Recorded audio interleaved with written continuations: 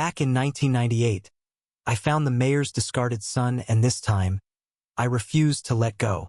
No one tells you that loving someone can feel like pulling a knife out of your own ribs every damn day.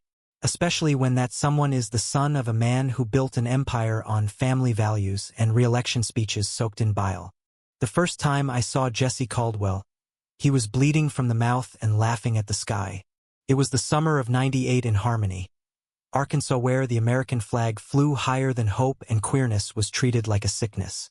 I was 21, a mechanic's assistant with grease under my nails and a chipped molar from a bar fight I didn't start. Jesse was 19, beautiful in the way some tragedies are, and freshly kicked out of the Caldwell mansion like last week's garbage. The rumors said he was caught kissing a boy behind the bleachers of St. Mark's. The reality? His father, Mayor Caldwell, had hired someone to make it look like Jesse had gone wild. Drugs, delinquency, just enough noise to get the town to look away when Jesse vanished.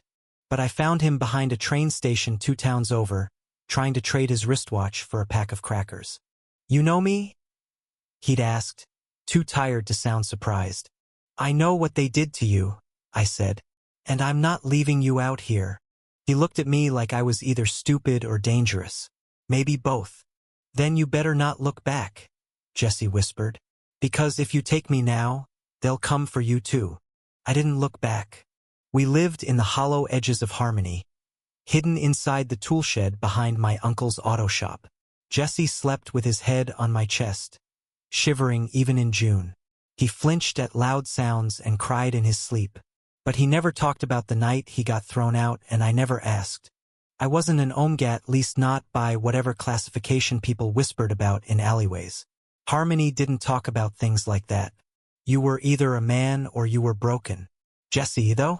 He didn't have to say a word. You could feel it. The softness in his scent. The aching way his hands hovered before they touched you. As if waiting for permission the world never gave. Some nights, he'd grab my face and kiss me like he was drowning. Others, he'd curl up at the edge of the mattress like he thought I'd change my mind in the dark. "I'm not going anywhere," I told him once. "Even if you burn this whole town down." He smiled like it hurt.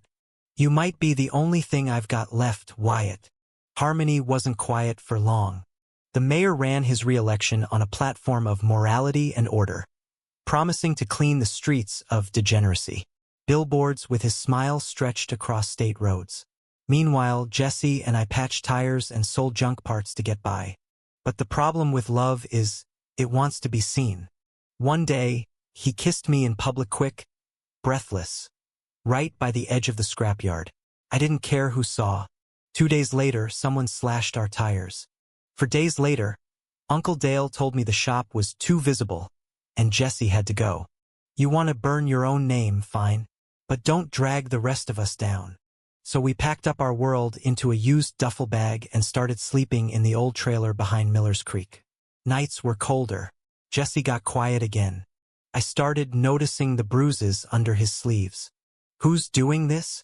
I demanded. He stared at the cracked ceiling. "Harmony doesn't let things go, Wyatt. My daddy might have thrown me out, but he still owns me. I wanted to kill someone. Instead, I kissed him like it was the last thing I'd ever do. Fall came like a hammer. Jesse got sick.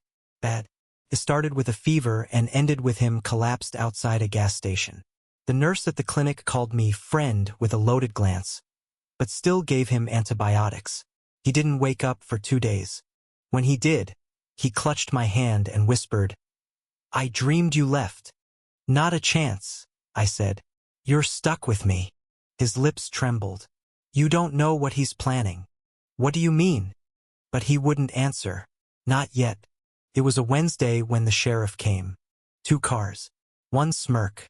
And a warrant for theft, arson, and indecency charges that didn't exist until they wrote Jesse's name on them. "You hide him," Sheriff Dean growled, "and you go down with him. I don't care." He leaned close. "Then maybe I should go knock on your mama's door. See what she thinks about her only son lying with the mayor's whore." I saw red, but Jesse stepped between us. "I'll go," he said. "Just leave Wyatt out of it." "No," I choked. "No, you don't have to." "Wyatt," he murmured. "If I don't go, they'll bury you too." They dragged him away that night. And I realized then this town would rather ruin its own son than admit what it feared most. That love, real love, disobeys. 2 weeks passed. I drove to the city, found a lawyer who used to love boys like Jesse, sold my dad's shotgun for a consultation. The man told me the case was fabricated, but it wouldn't matter. They want to break him, not convict him. I drove back, shaking, and then I did the only thing left. I wrote everything down, every threat, every name, every bruise, and I mailed it to every paper from here to Memphis. Then I waited. The first call came 3 days later. A local station wanted a quote. By the end of the week, Harmony had protesters at City Hall.